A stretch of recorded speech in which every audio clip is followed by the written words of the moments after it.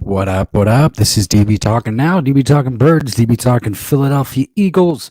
Happy holidays, everyone. I hope everyone had a beautiful, beautiful Christmas, a Merry Christmas, a wonderful day celebrating the winter holidays that are. Let's get into it, guys. We have a lot to talk about. Obviously, this weekend.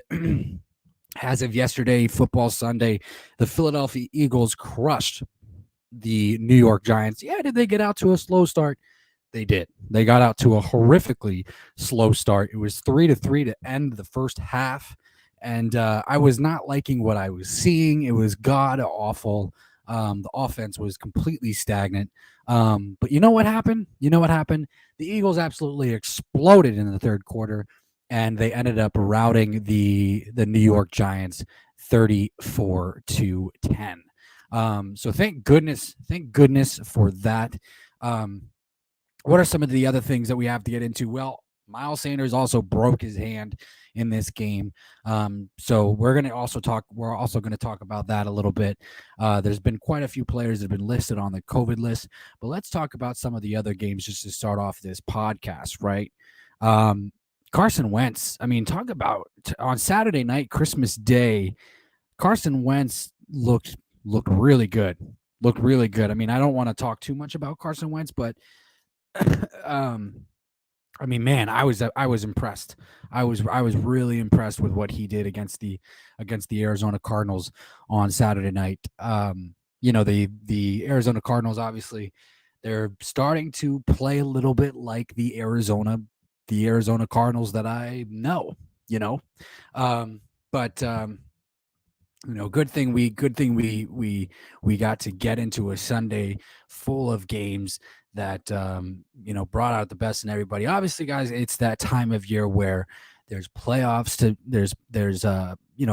seeding to be fought for and jockeyed for and things like that. Well, the Philadelphia Eagles obviously winning over the New York Giants this week, and then Minnesota Vikings losing their game against the Los Angeles Rams. The Philadelphia Eagles have taken the 7th seed spot, and if the season ended today, the Philadelphia Eagles would be in the playoffs, ladies and gentlemen. The Philadelphia Eagles would be in the playoffs. What a complete, absolutely beautiful turnaround by Nick Sirianni, orchestrated by this Nick Sirianni, by Nick Sirianni. I mean, head coach Nick Sirianni for the Philadelphia Eagles. Um, Guys, I want to talk. I want to talk about Nick Sirianni because I believe that he's completely done a phenomenal job in turning this entire team around. Completely phenomenal job. Basically, obviously, as we all know, he started off the season, passing way too much. Obviously, they, for some odd reason, they wanted to do that, see what Jalen can do. But then to completely change your philosophy and turn it on its head, and to win 6 out of the last 8 games, absolutely phenomenal, absolutely phenomenal. Should be acknowledged as one of the head coach of the year candidates in my personal opinion. So let that be what it is. Let that sink in. I want to get into a few things. Obviously, Miles Sanders has broken his hand. Miles Sanders is going to be out for a while, if not for the rest of the year with a broken hand. And so now what the Eagles have to turn to, well, now we're going to have to turn to Jordan Howard, Boston Scott. I'm sure Kenny Gainwell is going to get more time now that Miles Sanders is going to be out for a while. But, some of the questions, the comments, and the concerns that are starting to populate the discussion boards is, do we resign Miles Sanders? Do we resign Miles Sanders? Do we address the running back position again in the upcoming draft? And I think it's certainly something that we ought to give a look to. I think it's certainly something that we ought to give a look to, and the reason why is because I love Miles Sanders. I was excited when we drafted him. I've been on record saying that I pretty much said, if there was any player that we had out of that draft in 2018, he would be the guy, and I would be okay with just him being the one draft pick that we used in 2018 to draft Miles Sanders, 2019, whatever it was. Um, However, he's having some health issues. He's having some health issues, and so I got to be completely honest with you. I got to be completely frank. We did just draft Kenny Gainwell. I like what Boston Scott is bringing to the table. I like what Jordan Howard is bringing to the table, and I got to be honest. If I were sitting down at the table and somebody said to me, "You got Boston Scott, you got Jordan Howard, and you got Miles Sanders. You got to resign. You got to resign 2 out of 3 of these. You got to resign 2 out of 3 of these guys. Miles, you can have Boston Scott and you can have Jordan Howard. They're going to come at a little bit of a cheaper price, but you got to resign. If you resign Miles Sanders, he's going to come a little bit more expensive. I'm going to tell you this. I would probably resign Boston Scott and Jordan Howard. I'd probably resign Boston Scott and Jordan Howard over resigning Miles Sanders. And I'll tell you why.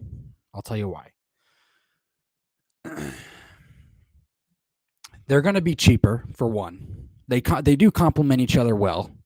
Miles Sanders is still going to want, he's still going to want a pretty decent amount of money. But, it might not be worth it if these health concerns continue. You know what I mean? It might not be worth it if these health concerns continue.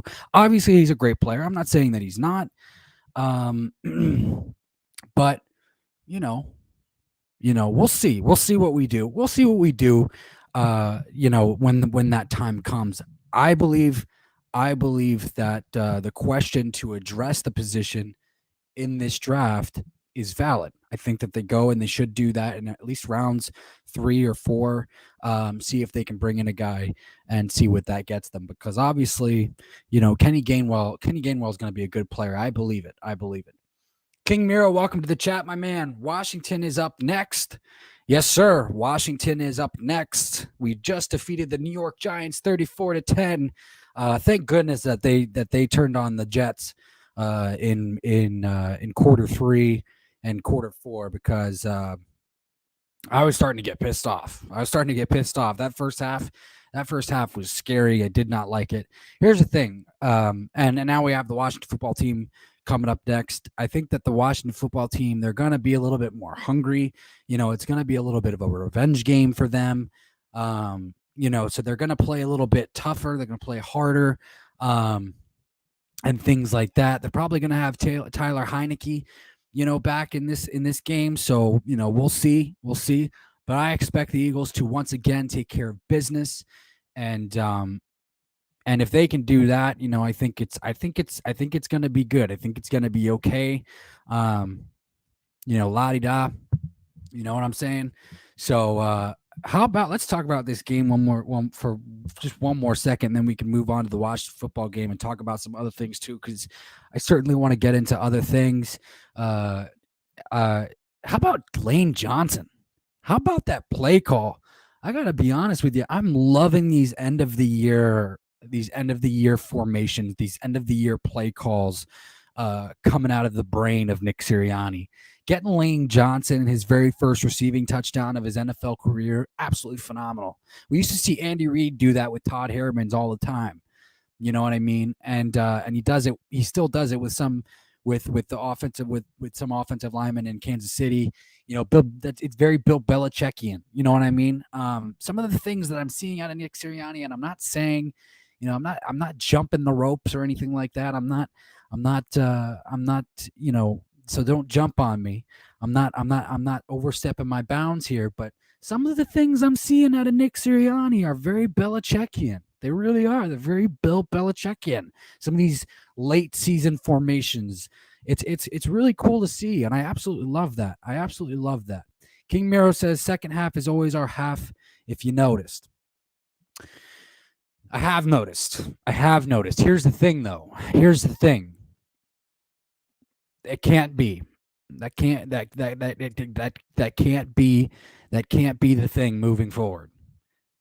That cannot be the thing moving forward. Look, we're probably gonna make the playoffs. I don't have doubt that we'll be able to keep this 7th seed. Hey, I still give us a shot at getting that 6th seed. You know what I mean? The 49ers, all they need to do is just, lose a game, is just lose another game, and the Eagles just need to win out. If the 49ers lose another game and the Eagles win out, then we get the 6th seed. So I look. So here's what I'll say about that is it cannot be the thing, because we're gonna play teams like the there's gonna be teams like the Buccaneers or the Packers or the Cardinals or even Dallas. We might play Dallas in the playoffs, which is what it looks like it will be, because it will be the 2nd seed versus the 7th seed.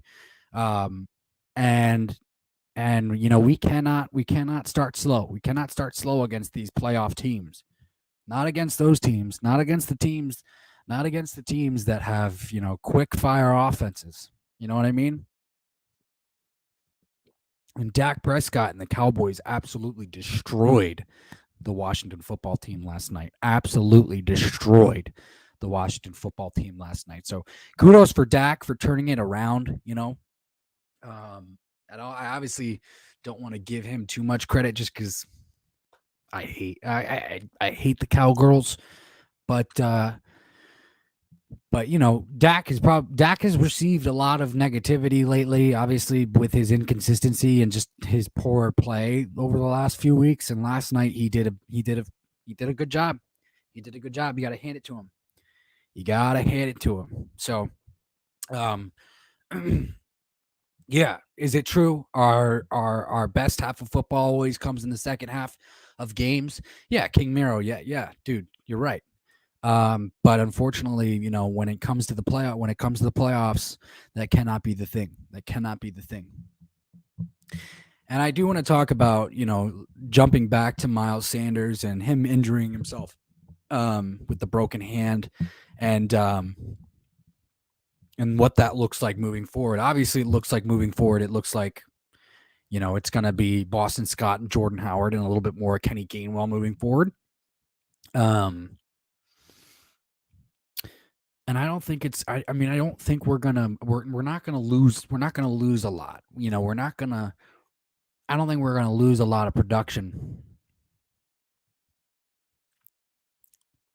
And obviously we can refer that to the run game really got started when Miles was injured earlier in the season, remember? So, and also Boston Scott might just hit the hole better than Miles. Boston Scott and Jordan Howard, they hit the hole a little bit better than Miles Sanders does. You know what I mean? Like I love Miles, but yeah, he does. He has a tendency to dance a little too quickly or dance a little too much. And then he sometimes doesn't take the right path. It goes back to that. It goes back to the game against the Washington football team last week, when Lane Johnson got all the way upfield, who was clocked at 16.5 miles per hour on that run. Jason Kelsey, and started yelling at Miles because he opened things up for him. And it's like, bro, what are you doing? So, I don't think we're going to lose a lot of production with Miles Sanders being out. I think Boston Scott and Jordan Howard hit the hole a little bit better. So I don't think there's anything to worry about there. But, obviously it's a shame though, still, but I think we'll be okay. King says Cowgirls literally went against a sick team that had nobody. Agreed. I completely agree with you. But look, we went against the same exact team a week before. You know what I mean? We went against the same exact team a week before. So again, I don't want to boost up the Cowboys at all. I'm not, because that's not in my MO. That's not my DNA. Obviously I hate the fucking Cowboys. But all I was doing was acknowledging that Dak had a good game. That's it. Let's move on.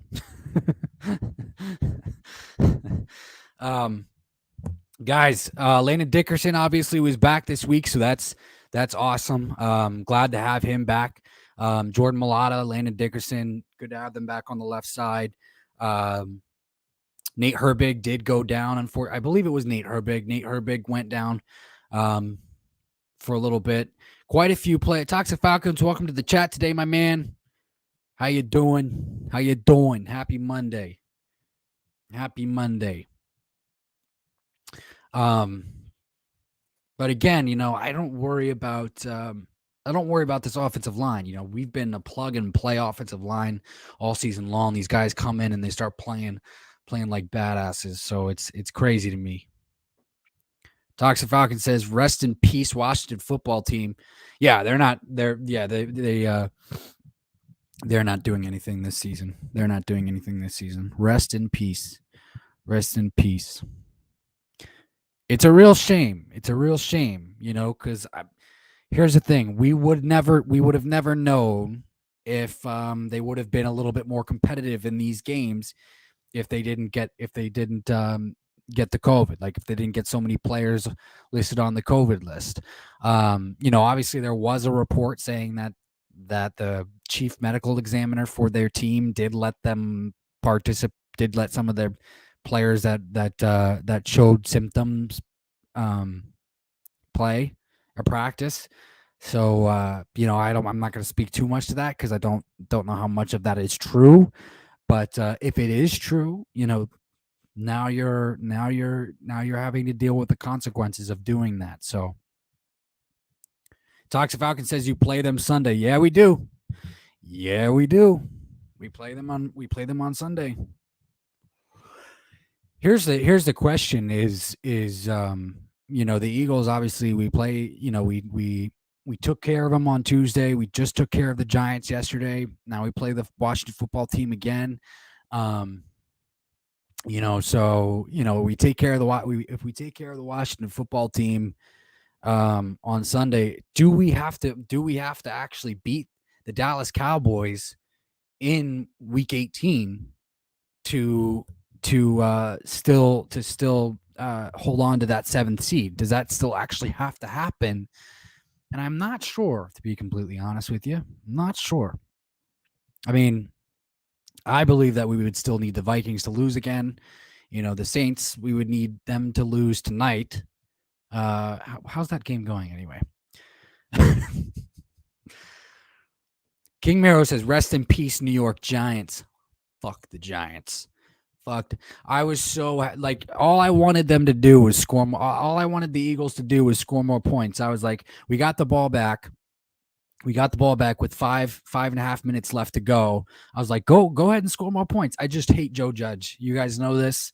Like I've had many rants about Joe Judge throughout this season, and all I wanted the Philadelphia Eagles to do was just score more points on this dude's ass. Like seriously, score more points. Put this dude in the dirt. This dude should not be the head coach for them next season. Like, I get it. Like, there's plenty of blame to go around. A lot of people want to blame Dave Gettleman. And yes, there's blame for Dave Gettleman, the GM for the Giants. But I mean, come on. You cannot truthfully, if you're the owner of the New York Giants, you cannot truthfully look at your franchise and say that we're going to get better by and have that scenario retain Joe Judge as your head coach. You just can't. If I were the owner of the New York Giants, like I would look at the entirety of the situation and say, well, there's blame for him. There's this, there's that. Honestly, like no. And for me, I would look at Joe. I would honestly be assessing Joe Judge first. It's like, you've got 2 years. Now you got me on another Joe Judge rant. Damn it. You had 2 years. And look what you've done. Nothing.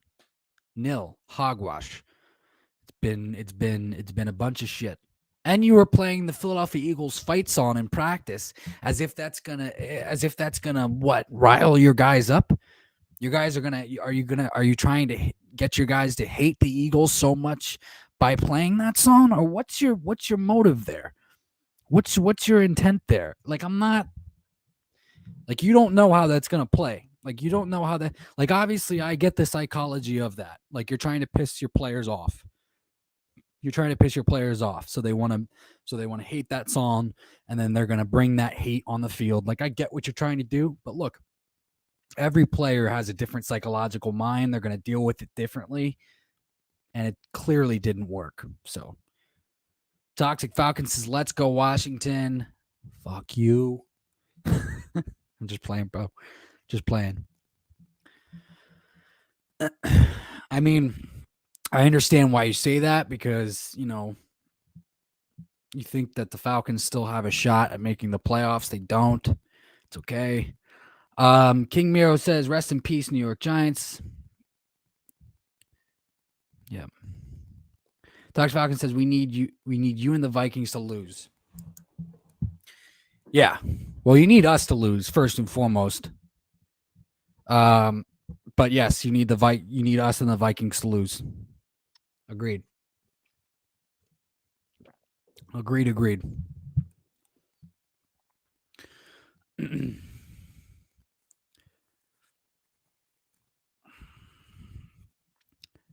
In some other news and notes, the Eagles placed Derek Barnett and 3 others on the COVID list.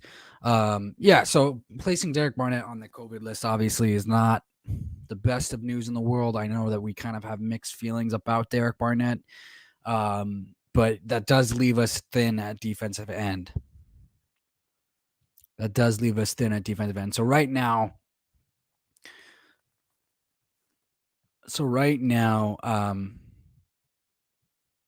the players that are listed on the COVID list for the Philadelphia Eagles is defensive end Derek Barnett, linebacker Sean Bradley, defensive back Andre Chachere, offensive tackle LaRaven Clark, offensive tackle Andre Dillard, defensive end Teron Jackson, that's a new one, defensive end Ryan Kerrigan.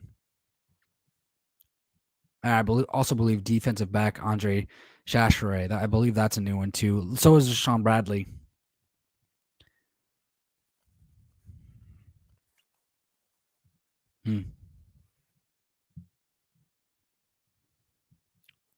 Interesting.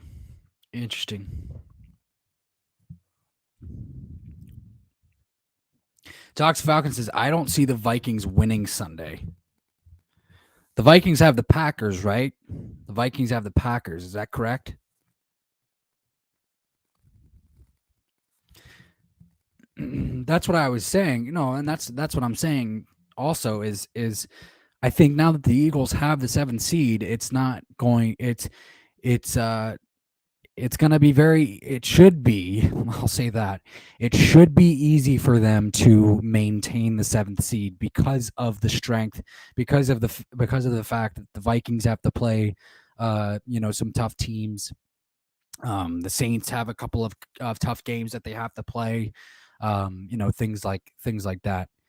The 49ers, their only tough game really when it comes to, the odds, their tough game comes in week 18. So the odds of them giving up the 6th seed, will have to come down to what they do in week 18. And they'll play the Rams in week 18.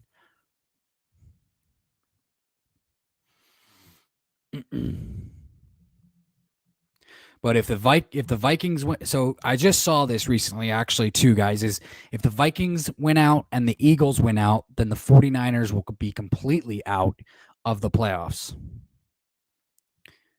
Toxic Falcon says we got to beat the Bills. Good luck with that.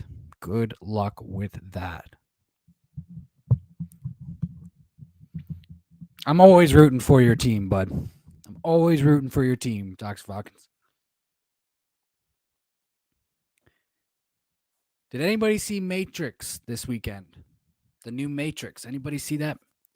Let's take this a little bit off topic, huh? Like we used to. We used to talk about other things. Let's talk about other things for a little bit. I'm thinking of different name changes for my podcast. So if you guys got any ideas, let me know. Anybody else see the new Matrix? And what'd you think? How did the Falcons barely beat the Lions, says King? Look, the Lions are playing pretty competitive lately. So I don't want to take that. I don't want to take that away from the Falcons. I mean, or I don't want to take that away from the Lions. Like the Lions are playing pretty competitive lately. They did beat the Cardinals. I honestly don't want to get too into that because the Cardinals are playing bad. They really are. They're playing inconsistent. I mentioned this in my stream the other day. Is like when the Arizona Cardinals get in a losing streak, they get in a losing streak. And I know this because obviously I live in Arizona, so it's. But did anybody else see that final touchdown pass from Carson Wentz in the red zone on Saturday night? Man, that was like vintage Carson. That was like vintage Carson. Off his back foot, rolled to his left, and off his back foot found I think it was Michael Pittman in the back of the end zone. See, it's passes like that make me miss Carson. It's crazy because my family members on Saturday night were like, do you miss Carson Wentz? And guys, obviously I've spoken a lot about this before, and it's like I don't think I miss Carson Wentz. I don't think I miss Carson Wentz. I don't. I don't. I think Jalen represents this city well, so I want to see Jalen succeed. But I also think Carson needed a change, and I think that I wanted a I think I do. I want a quarterback that represents the vibe of the city more or better than Carson did. And Carson didn't do that.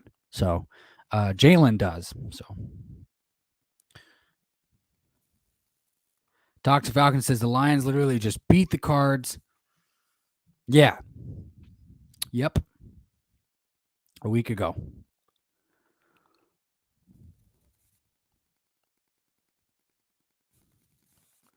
Talks Falcons. I just love how people talk shit about the Falcons with Dan, trash ass Quinn, and our sorry GM who made our team look like trash. Yeah, I hear you. I hear you. I mean, talk about it, dude. Talk about it. Look, I said this at the beginning of the year, and I'll say this again, and I'll continue to say it. I think the Falcons are a team on the rise. The Falcons have a rebuilding. The Falcons are in a rebuilding year, just like the Eagles are in a rebuilding year. That's the crazy thing. Is like, for the Falcons, whether they're making the playoffs or not, the Falcons are in a rebuilding. The Falcons are in a rebuilding year. They are. They are. And same thing with the Eagles, whether they're making the playoffs or not, they are in a rebuilding year. It's fact, or retooling, or whatever you want to call it. Whatever you want to call it, that's what they are. Here's the bright side, right? Kyle Pitts just made the Pro Bowl. So your first round pick just made the Pro Bowl. So that you can be excited about. A lot of mock drafts, early mock drafts, obviously you have the Falcons replacing Matt Ryan. And maybe it's time. But you know what I think would be wise for the Falcons, honestly, is for them to wait another year, hold on to Matt Ryan, for another year, and then draft the quarterback the following year.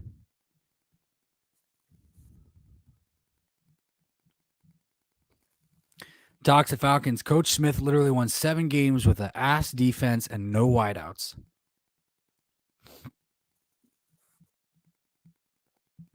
Arthur Smith. Yeah. Give Coach Smith his damn credit. I think. Look, here's the thing. I think Arthur Smith is a good coach. It's gonna be awesome to see what he can do. It's gonna be awesome to see what he can do with some better defensive personnel. You know what I mean? He definitely has those guys fighting out there. No doubt. No doubt.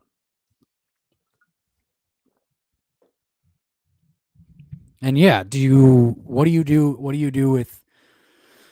with Calvin Ridley? So that's That's the question. Kyle Pitts is going to continue to get better. There's a few things. There's obviously a few things. What do you want to do? What do you want to do with Matt? What do you want to do with Matt Ryan? Moving forward. Do you want to play the trade bait game? Do you want to play the trade bait game, or do you want to bring in and develop? Do you want to go ahead and bring in a developmental guy this year, or what do you want to do? What do you want to do? Or do you want to trade back in the first round? Do you want to trade back in the first round, try to acquire some extra picks so you can address that defense? There's a whole bunch of different things that you guys can do. There's a whole bunch of different things. Did you guys have a good holiday? Did you guys have a good Christmas? Toxic Falcon says Pitts needs help. Your armpits? I'm just playing.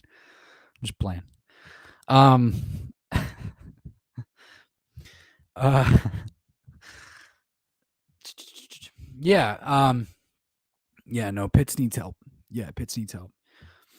Yeah, you gotta get some guys to distract him for sure. Toxic Falcons, he had a good Christmas. Awesome.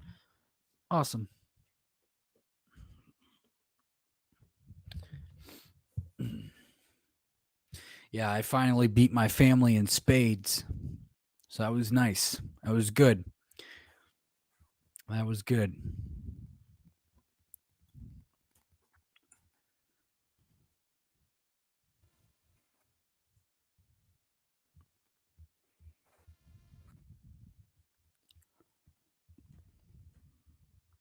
So currently right now, the Dolphins Saints game, the Dolphins are leading 10-3 at the start of the third quarter.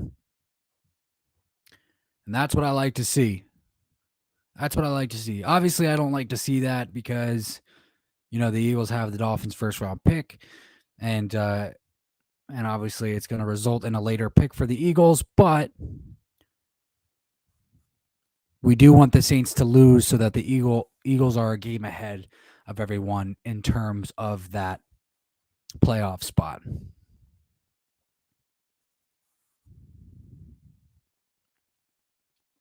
Toxic Falcon says we only had one Christmas with snow.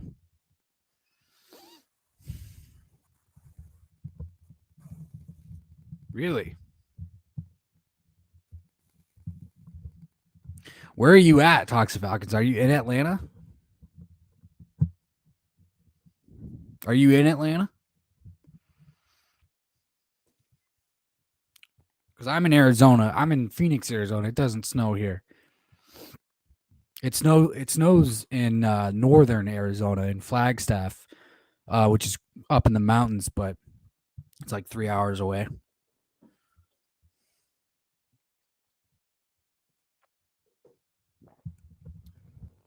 Not 3 hours. It's like 2 hours away, but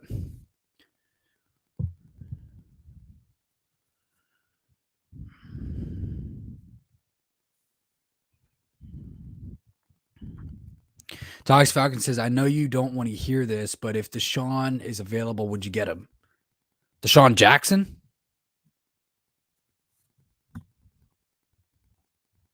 If Deshaun Jackson was available? Toxic Falcon says, yeah, Georgia. I thought so.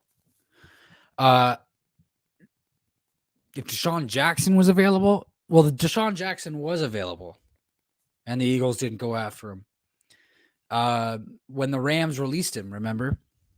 If it's Deshaun Jackson you're talking about, the Eagles didn't go after him. So I would think that if Howie Roseman or Jeffrey Lurie or any of those front office, Deshaun Watson. Toxic Falcon says Deshaun Watson.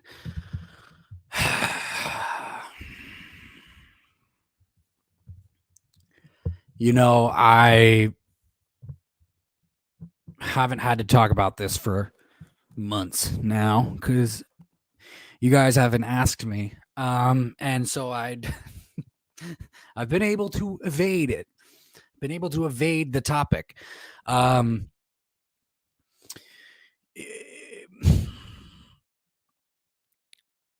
I don't think so. I don't think so.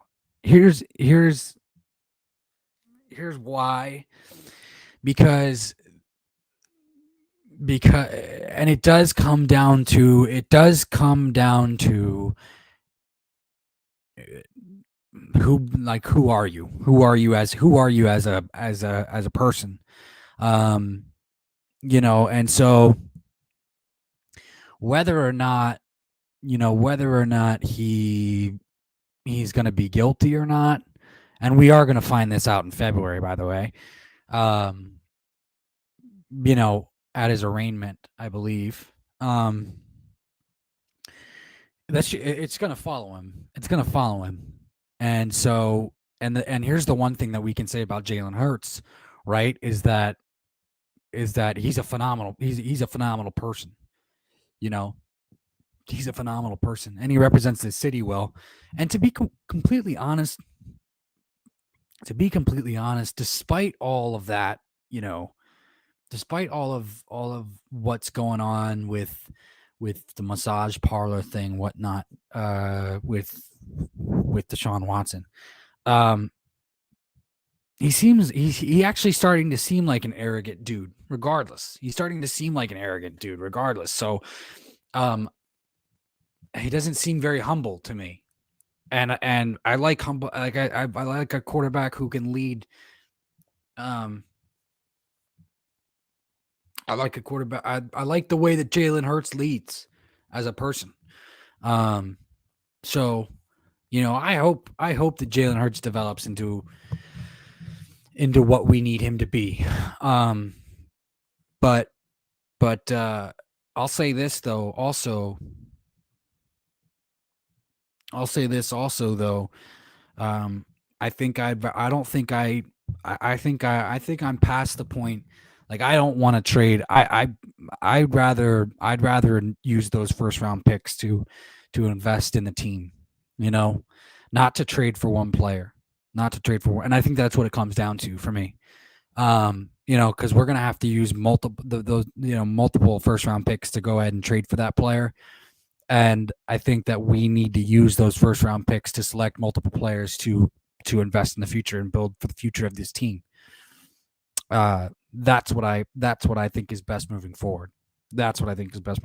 So it's like, no, yeah, it's either we see, because here's what I want to do. Here's what I want the organization to do.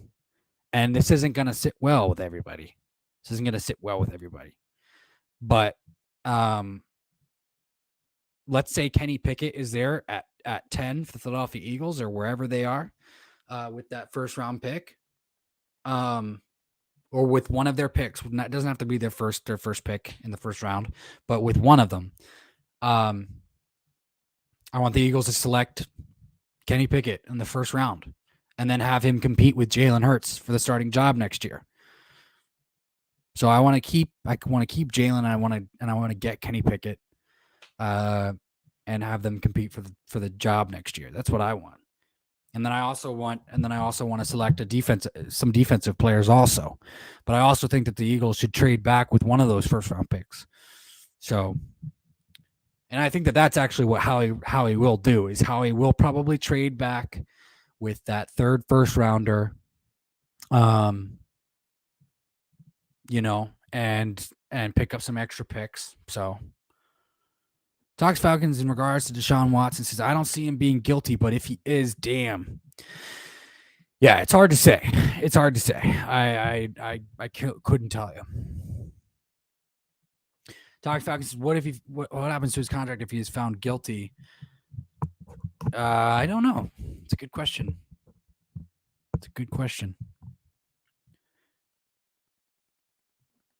Talks Falcons says Ian Book is getting sacked left and right. That's who's in for the Saints right now, right? Ian Book.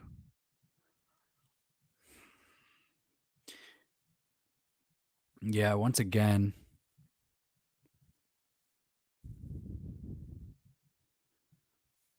Ooh, Tua just got intercepted by Marshawn Lattimore.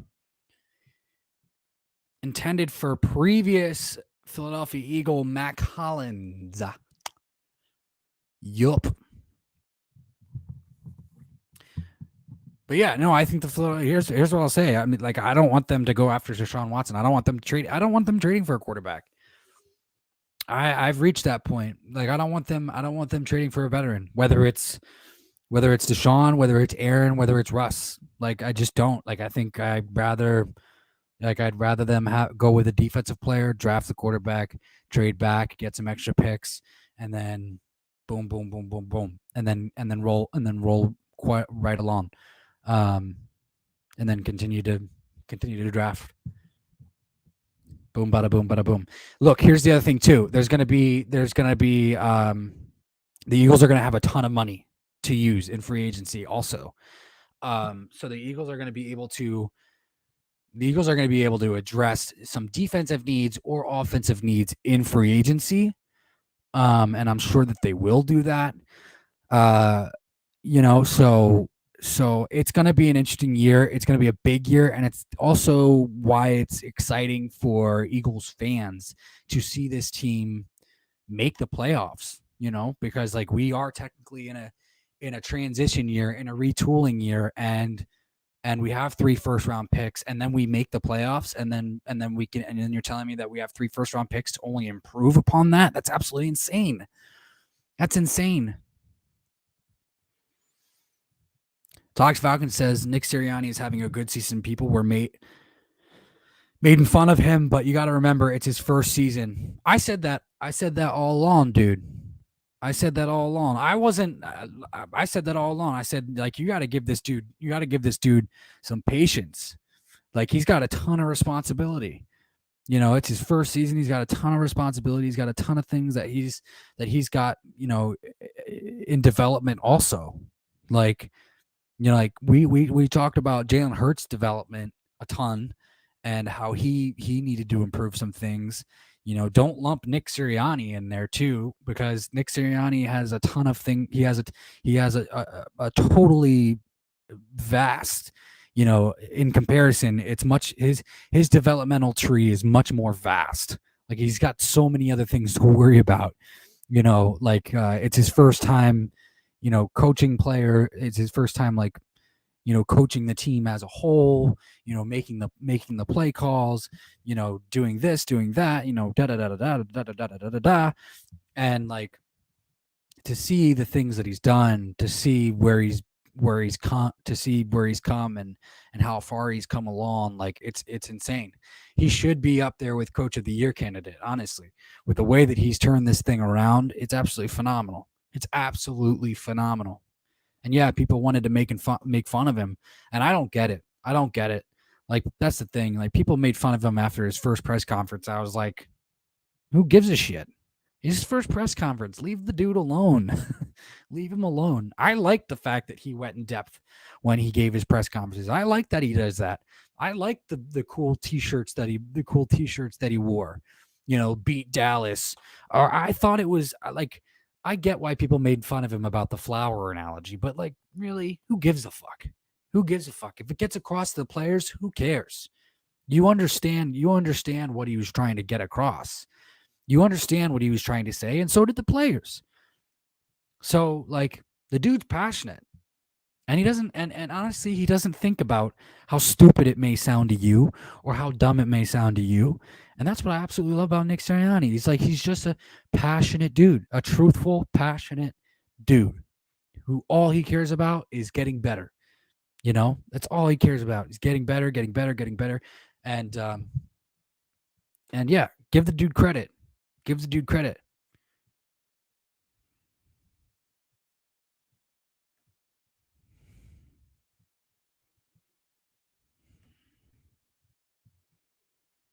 Talks Falcon says if he can get you to playoff, that's a big accomplishment. It's a huge accomplishment. I mean, starting off 2-5, and now we're, now we're 8-7. I mean, it's incredible. It's incredible. And honestly, if you look at it, like, right, we're 8-7, right? Yeah, we're 8-7. If you think about it, like, we should be 10-5. We should be 10-5. Like if we ran the ball a little bit more against the 49ers, probably would have won that game in week 2.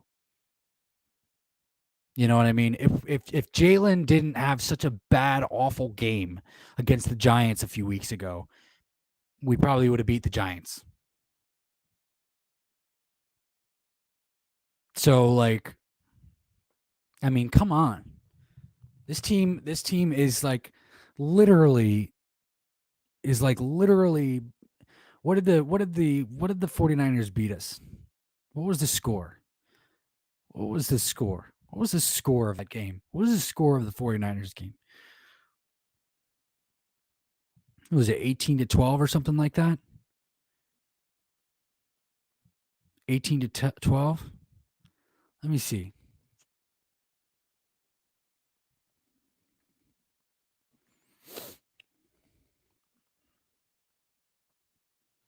Seventeen to 11. 17 to 11. And then the Giants beat us 13-7. So this team is 12 points away. 12 points away from being 10-5. 12 points away. Here, we'll add on the extra point for each game because actually those that would equate to a tie. That would equate to a tie is they're 14 points away. They're 14 points away from being 10-5. For a first-year head coach. That is insane. That is insane. Talks Falcon says you played some damn tough teams in the beginning of the season. Yeah, we did. I mean, we had, Dak Prescott and the Dallas Cowboys. They always play really, really well in the beginning of the season, and so we played the Cowboys in week 3. We played that. Like I completely regret the 49ers game because we should have won that game and we should have started off the season 2-0. But in week 3, we played the Cowboys and got demolished. And then we went on this tangent of playing teams like, the Kansas City Chiefs and the Buccaneers and then the Raiders and then finally we got a break with the Detroit Lions. Or we got a break with the Panthers. Like we beat the Panthers. And then and then we played the Raiders. That's right. And then we played the Raiders and we lost to them. And then we finally got another break with the Detroit Lions and we destroyed them. And then we lost to the Chargers, the following week or something like that. I don't remember, but yeah, in the beginning of the season, it was god awful. In the first 7 weeks of the season, it was god awful. But our philosophy was also different. Also, like we weren't running the ball as much. We finally figured it out against the Detroit Lions. So that was actually we started the philosophy against the Raiders, and Miles Sanders went down on the second drive of the game, and then we completely got away from the run game. So, Talks Falcon says, who do the 49ers play next? Let's give it a look. Let's give it a gander. I believe it's Miami, actually. I believe it's Miami, but I'm not entirely sure. Let me just double check for you.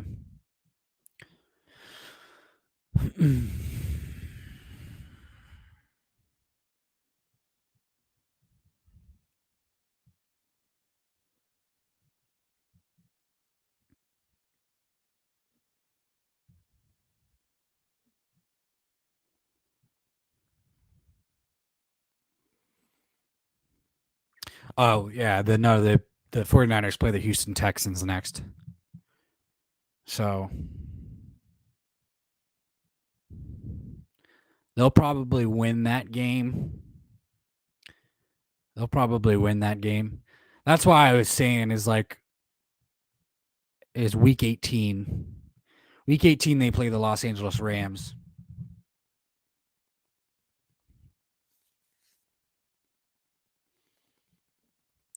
Toxic Falcon says, who you got Friday? Bama versus Cincinnati. Ooh. Bama versus Cincinnati. Damn. It's Bryce Young versus Desmond Ritter, right? Right? Damn.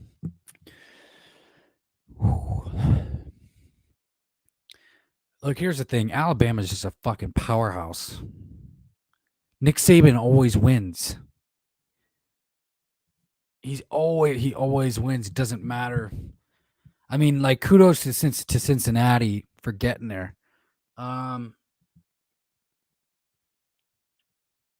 I kind of want to pick the underdog. Like, I want to pick Cincinnati, but I just know I know in my heart of hearts that it's not going to be Cincinnati carrying home the championship.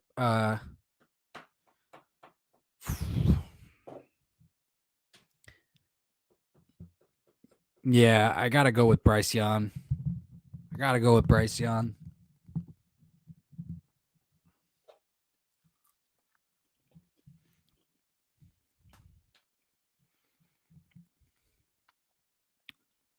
So, Georgia versus Michigan. It's a good question. I'm gonna go with Georgia.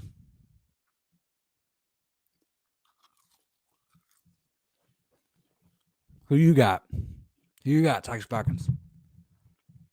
I like Desmond Ritter though. I like Desmond Ritter. I know everybody's crazy about Bryce Young, but I'm not crazy about, like, I don't know. Call me crazy, but I'm not crazy about Bryce Young.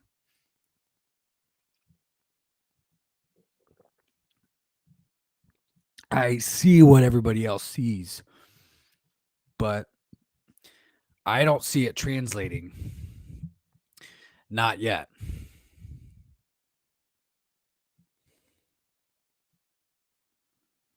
Not yet.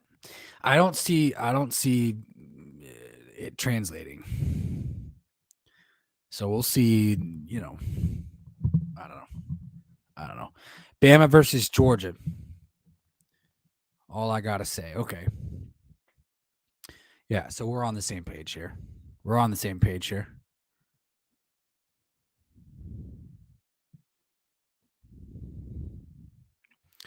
Bama versus Georgia.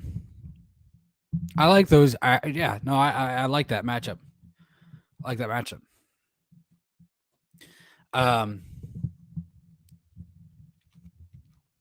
How do you feel about Desmond Ritter though?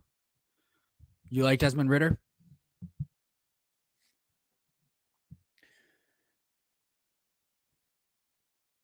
Toxic Falcon says if Georgia and Bama lose, it'd be crazy. Oh, to see Cincinnati and Michigan in the championship together, that'd be crazy. That'd be nuts. Like Desmond Ritter would like right now. I feel like he's being talked about as like maybe a first rounder, but like if he led them to the championship and then won, like he would cement himself in the first round.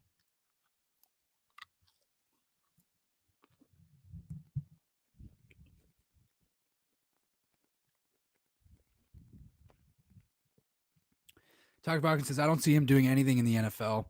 Talk Falcon says I don't see Young doing anything either. I didn't see anything special. Like I get, like I see what others see in regards to he's exciting at the college level, but like it's not. It's there wasn't like a that would translate well. Like I don't see NFL level. Like I see kind of Johnny Manziel, honestly, to kind of explain that a little further. I see a Johnny Manziel. Just a tad. But, I don't know. That's why like I like, and with Kenny and with Pickett, With Pickett though, like I see I see a little bit of Josh Allen. I see a little bit of Josh Allen and Kenny Pickett. I think his skill set will translate well. And I think Kenny Pickett will be something. I think Kenny Pickett will be something. Dr. Falcon says, Spencer Rattler, do you think he will redeem himself? I do. I do.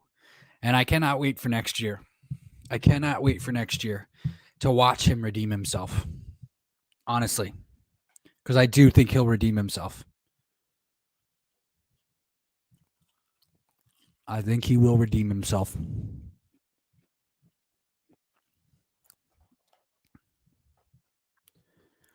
And look, think of it this way. Like Nick Saban doesn't bench a guy because he doesn't have faith in him. Nick Saban benches a guy because he has faith in him. He expects more out of you because he knows that you can do more. You know?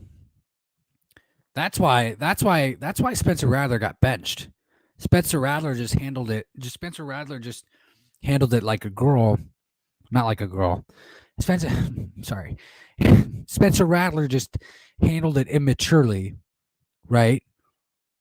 And and um and ended up transferring instead. So Nick Saban benched him because he knew that he could play at a higher level. He did the same thing with Jalen Hurts, remember? He did the same thing with Jalen Hurts.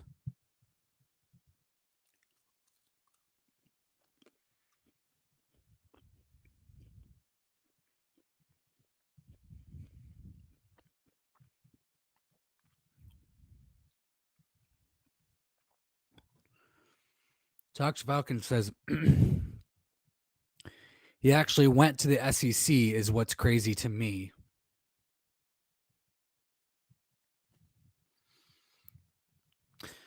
Yeah, I mean, I guess that's crazy. I mean, I mean, look, if Spencer Rattler goes to an SES or SES SEC team and leads that SEC team to a championship, then his draft stock is going to get vaulted like nobody's business, right? So that probably played into it.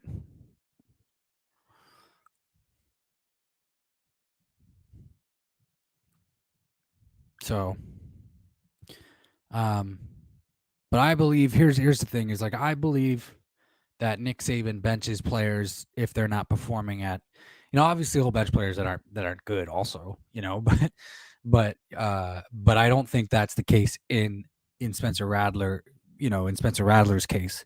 Same thing with Jalen Hurts, um, I think he did it in the case of those two players because he knew that they could perform better and that they weren't performing up to their potential. So he benched them for that reason, as a learning experience. That's what I believe. That's what I believe.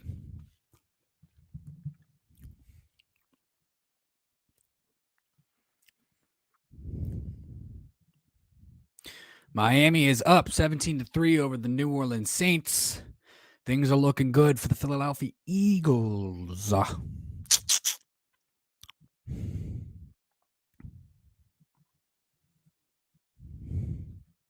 Tox Falcon says he's got to play Georgia, Tennessee, Kentucky, and some other teams. Yeah.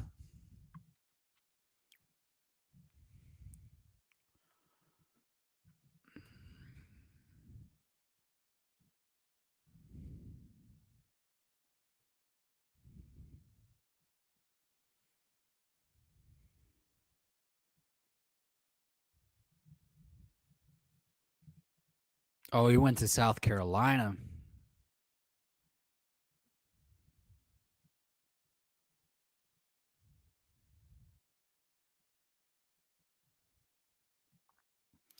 He transferred to South Carolina.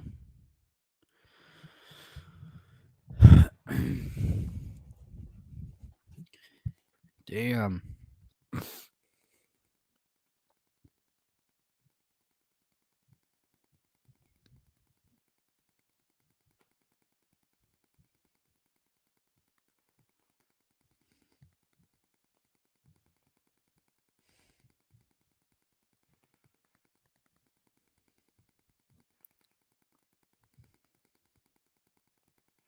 Talkin Falcon says, "Do you see the Eagles blowing out the Washington football team?"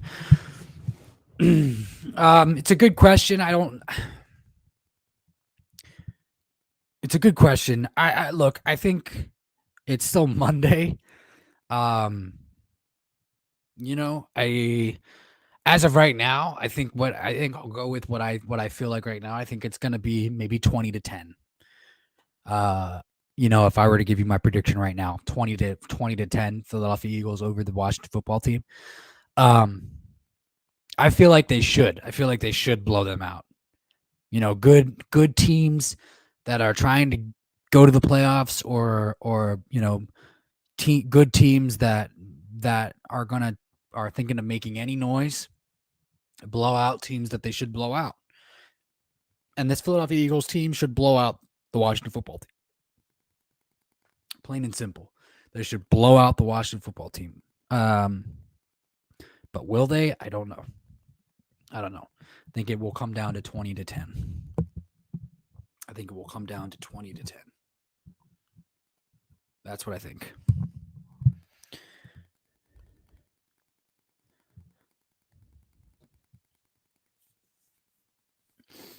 Did you see the two Washington players fighting? No, I didn't.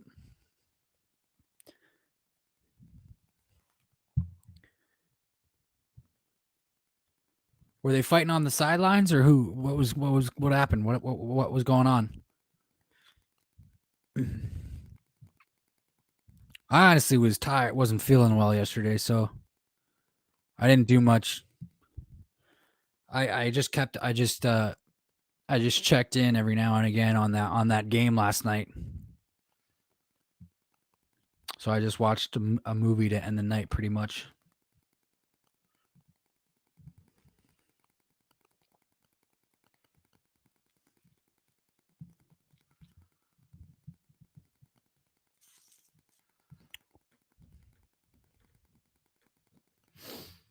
Yeah, no, I didn't see it. I didn't see it. Talk to Falcons, I didn't see it. So, I just checked in every now and again. Last night I wasn't feeling well, so I was just checked in every now and again on the score of that game, and just pretty much watched a movie. They were going at it for a good minute. Who was it? Who got in a fight?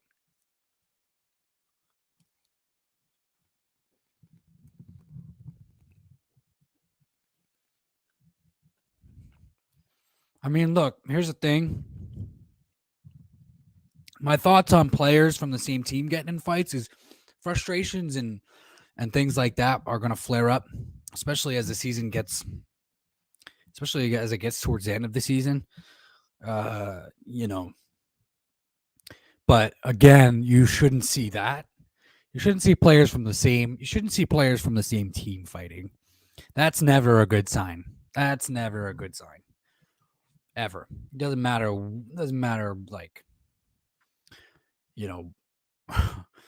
doesn't matter what your record is, to be completely honest.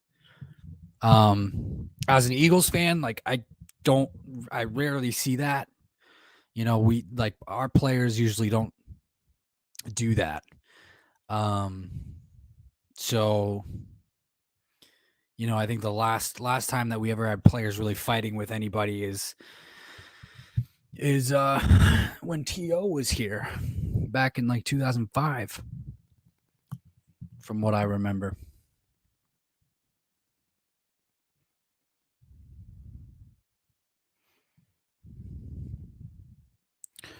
Talk Falcon says it was Jonathan Allen and Daron Payne.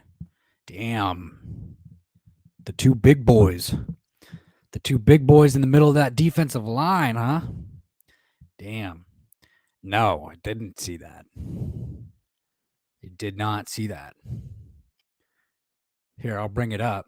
I'll bring it up and watch it for a second.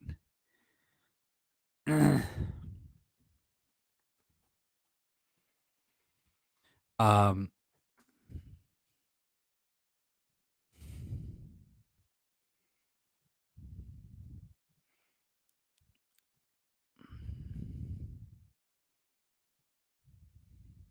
that's crazy.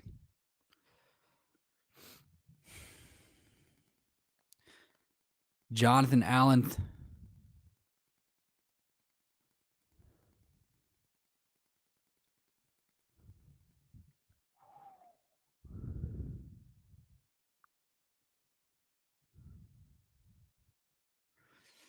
Damn, bro. Well, it looks like Deron Payne was nudging him, and then Jonathan Allen threw a punch. Dude, he needs to calm down, man. Jonathan Allen needed to calm down. Everybody was. I mean, I'm sure, like I said, like, look, tempers flare. I mean, they were getting walloped last night. They were getting walloped last night by the Cowboys. I mean, 56-14. Look, 56-14. I mean, that's gonna piss you off. But yeah, no, that's your brother. I mean, that's your brother. You know, the dude that you play right next to along the defensive line. They probably are right next to each other in the locker room. You know, so like that shouldn't happen. That shouldn't happen. Like, you know, Fletcher, you wouldn't see Fletcher Cox and Brandon Graham doing that at all, ever. You wouldn't see Fletcher Cox and Javon Hargraves doing that ever. You wouldn't see anybody from this Eagles defensive line doing that. No matter what the score is. But ESPN plays it off as like, you know, brotherly disagreement is what ESPN says. Washington football team defensive tackle Jonathan Allen throws punch at teammate Deron Payne in brotherly disagreement. That didn't look like no brotherly disagreement. That looked like Jonathan Allen was severely pissed off at Deron Payne. Jesus. Yeah, Tox Falcon says, I wonder what made him so mad. Me too. Well, probably the game and probably whatever pissed him off. Agreed.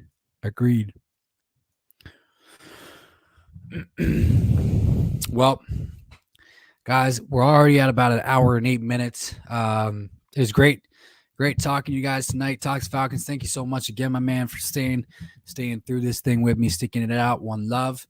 This is DB Talking Now, DB Talking Birds, DB Talking Philadelphia Eagles, the Philly Course podcast. I hope you guys have a beautiful rest of your evening. Stay safe, stay healthy. One love, and go Birds, baby.